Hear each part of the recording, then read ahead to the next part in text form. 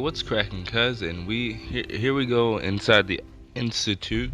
Finally, I know it's been a long time coming, but here we are inside. And as you can see, I'm just hop straight on the computer to get that data for Deacon. Wait, no, not Deacon. His name is I forgot his name. That's a shame. Yeah, Sturgis. There we go. Give holotape to Sturgis. So I'm downloading all their files and learning everything they know and blah blah blah blah blah blah blah. Guess that's it. Now let's see what's going on. You see, as you can see, before the last video ended, I went to go, suit up, put on everything I needed to do. I put on, my heaviest, best, strongest armor. Exactly. I like how it shows us right here in the middle of this. Can't fast travel. But yeah, I like how it shows us from like right here in the middle of this place, because I feel like this is exactly where the institute is. I don't know. It's kind of weird, considering nobody knows where it is. Hello. I wondered if you might make it here. You're quite resourceful. I'm known as Father. The Institute is under my guidance. I know why you're here. I'd like to discuss things with you face to face. Please, step into the elevator.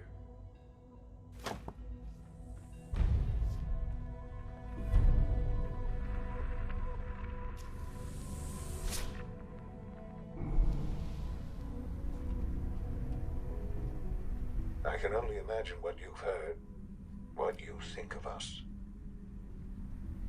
I'd like to show you that you may have the wrong impression. Welcome to the Institute. This is the reality of the Institute. This place, these people, the work we do. For over 100 years, we've dedicated ourselves to humanity's survival. Decades of research, countless experiments and trials, a shared vision of how science can help shape the future. It has never been easy, and our actions are often misinterpreted by those above ground. Someday, perhaps, we can show them what we've accomplished. But for now, we must remain underground. There's too much at stake here to risk it all. As you've seen, things above are unstable. I'd like to talk to you about what we can do for everyone. But that can wait. You are here for a specific, very personal reason. You are here for your son.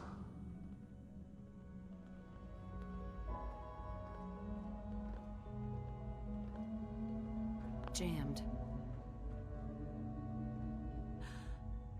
Sean? Huh? Yes, I'm Sean.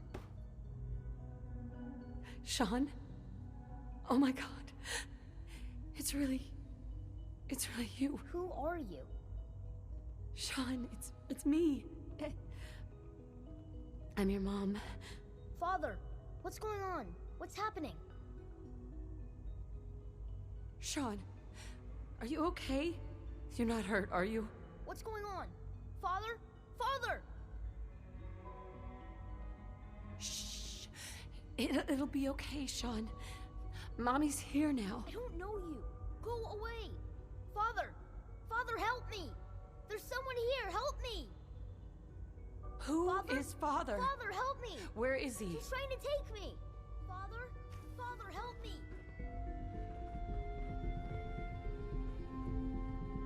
Sean. S923, recall code Cirrus. Fascinating, but disappointing. The child's responses were not at all what I anticipated. He's a prototype, you understand. We're only just now beginning to explore the effects of extreme emotional stimuli. Please try and keep an open mind. I recognize that you are emotional, and that your journey here has been fraught with challenges.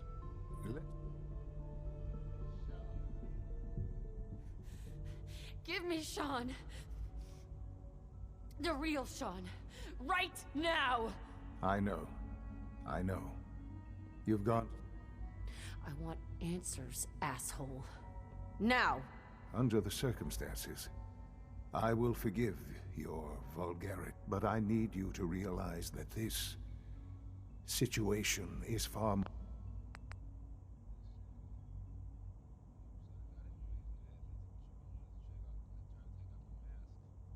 more complicated than you could have imagined. You have traveled very far, and suffered a great deal to find your son. Well, your tenacity and dedication have been rewarded. It's good to finally meet you, after all this time. It's me. I am Sean. I am your son. How is that even possible? I know this is a lot to take in. In the vault, you had no concept of the passage of time. You were released from your pod and went searching for the sun you'd lost. But then you learned that your son was no longer an infant, but a 10-year-old boy. You believed that 10 years had passed. Is it really so hard to accept that it was not 10, but 60 years? That is the reality. And here I am, raised by the Institute, and now its leader.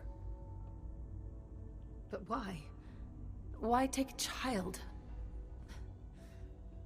Why take you? Ah, now that's the question, isn't it? Why me? At that time, the year 2227, the Institute had made great strides in synth production. But it was never enough. Scientific curiosity and the goal of perfection drove them ever onward. What they wanted was the perfect machine. So they followed the best example thus far. The human being. Walking, talking, fully articulate, capable of anything.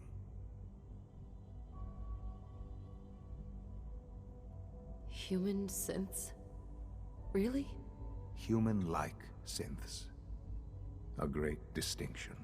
The Institute endeavored to create synthetic organics. The most logical starting point, of course, was human DNA. Plenty of that was available, of course. But it had all become corrupted. In this wasteland, radiation affected everyone. Even in their attempts to shield themselves from the world above, members of the Institute had been exposed. Another source was necessary. But then the Institute found me, after discovering records from Vault 111. An infant, frozen in time, protected from the radiation-induced mutations that had crept into every other human cell in the Commonwealth. I was exactly what they needed. And so it was my DNA that became the basis of the synthetic organics used to create every human-like synth you see today. I am their father. Through science, we are family. The synths, me, and you.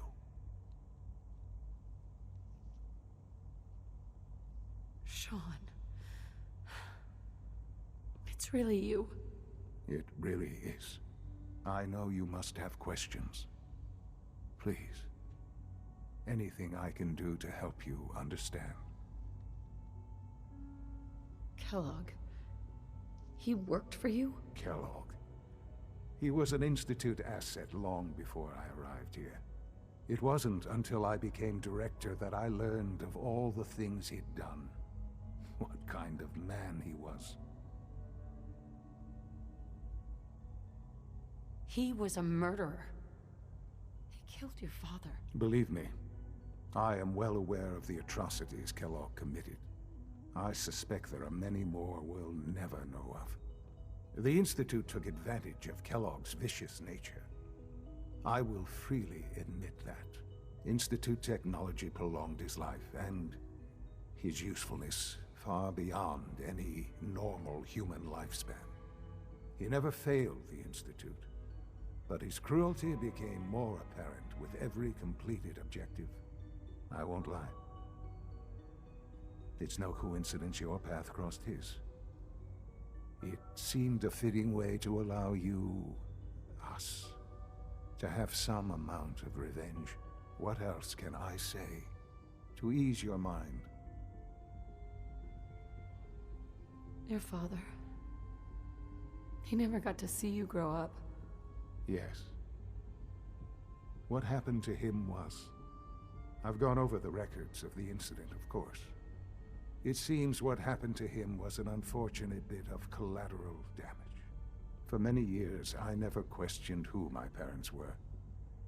I accepted my situation, and that was that. With old age comes regret. And asking what if more often. But what matters now is that you and I have a chance to begin again.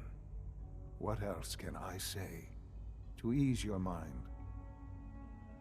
So, you're in charge of the Institute? I am the acting director, yes. I spent decades working to reach this point. It's a responsibility I take very seriously. The Institute. It's important. It really is humanity's best hope for the future, no matter what those above ground might think of us. They're scared of you, Sean. Scared of the Institute. People are always frightened by what they don't understand. Ultimately, the Commonwealth has nothing to fear from us. Whatever you've seen or heard, I know I can convince you of that. Just give me time. I know there's more for us to discuss. But the Institute is on the verge of some important breakthroughs.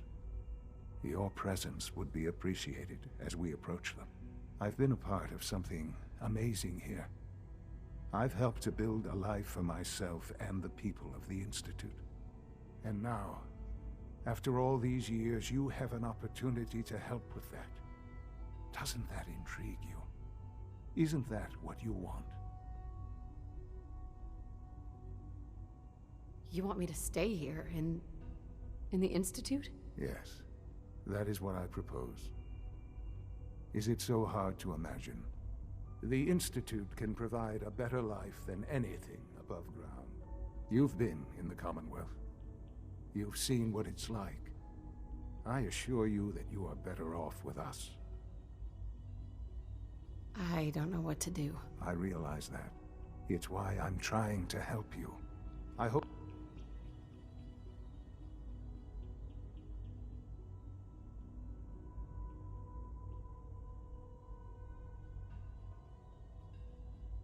that you can see that rationally. The Institute is the only thing left in the world that is worth being part of. I simply ask that you give the Institute, me, a chance. A chance to show you what I've been telling you. We really do have humanity's best interest at heart. Will you take that chance?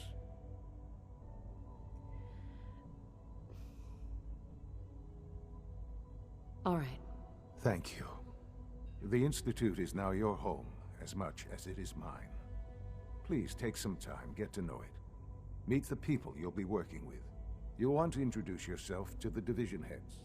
Dr. Fillmore in Facilities, Dr. Ayo in SRB, Dr. Holdren in Bioscience, and finally Dr. Lee in Advanced Systems. They've all been notified of your arrival, of course. Meet them. And then we'll discuss what comes next.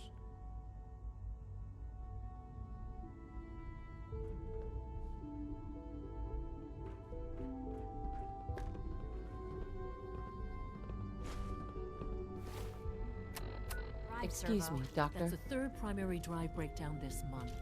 They weren't kidding. You really are here. Well, all right. I'm Allie Fillmore. You can think of me as the Institute's chief engineer. When Father told us about you, I could hardly believe him. You've been through so much, I think most people would have just given up. If you don't mind my asking, what was it that kept you going all that time? I just wanted to find my son and keep him safe. Now that you've found him, I hope you're proud of the great man he grew up to be. Now, I'll give you a quick rundown of the facilities division, and then I'll answer any questions you might have afterward. As you might guess, we keep the Institute's mechanical and electrical systems running smoothly. We maintain and upgrade all of the systems that make it possible to live and work in a place like this. There's a lot of machinery behind these walls that recycles the air and water and provides power to the laboratories and quarters. The work we do might not be as exciting as some of the other departments, but it's at least as important. So, now that you're here and you've spoken to Father, does that mean you're on board? Absolutely. Huh, good to hear. It'll be a load off Sean's mind. Take your time. Get yourself acquainted. There's a lot to take in. Plenty of things you won't find topside. If there's anything... I look forward to learning more about it. In that case, let me give you a brief overview of what we do here. As the name implies, the Bioscience Division specializes in fields of study such as botany, genetics, and medicine. Our most important directive is to ensure the health and well-being of everyone in the Institute. To that end, we cultivate highly specialized breeds of flora for use in food and medicine. We've even started to explore the idea of synthetic animal life. You probably saw the gorillas. They're really just a pet project at this point, but the potential is exciting nonetheless. Seems like there's nothing you guys can't do. With hard work and ingenuity, any challenge can be overcome. I'm sure I've taken up enough of your time as it is. But I have to ask, have you decided whether you'll join us? I'm not sure how well I'll fit in, but I'd like to give it a try. Great. I was hoping you'd say that.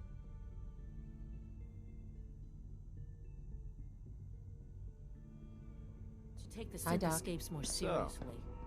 Here you are. Justin Ao, Acting Director of the Synth Retention Bureau. I'll be upfront with you. We're going to be keeping a close eye on you for the near future. Despite your relation to Father, you're a bit of an unknown quantity. I'm sure you understand. There won't be any issues, will there?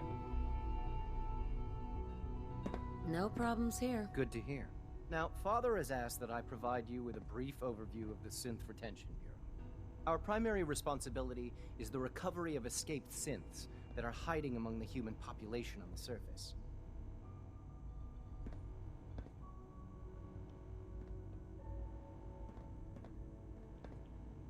I'm sure it's best for everyone if the synths remain here. Certainly. We can't allow sophisticated Institute technology to fall into the wrong hands. The results could be disastrous. Our main instrument is the Courser, a third-generation synth assigned to operate on the surface. Coursers hunt down and reclaim synths that have escaped the Institute. They are highly self-sufficient, trained in combat, infiltration, and tracking. In a word, our Coursers are relentless. But I gather you know all this, since you've encountered one already. In fact, I'd very much like to know how you defeated it. I'm no stranger to combat. Even so, a Courser should be more than a match for any single combatant. I suppose I'll have to ask robotics to perform detailed diagnostics on the entire production run. As if we don't have enough problems. Now, unless you need something else, I'll get back to work. I'd like to know more about the synth reclamation process. Fine.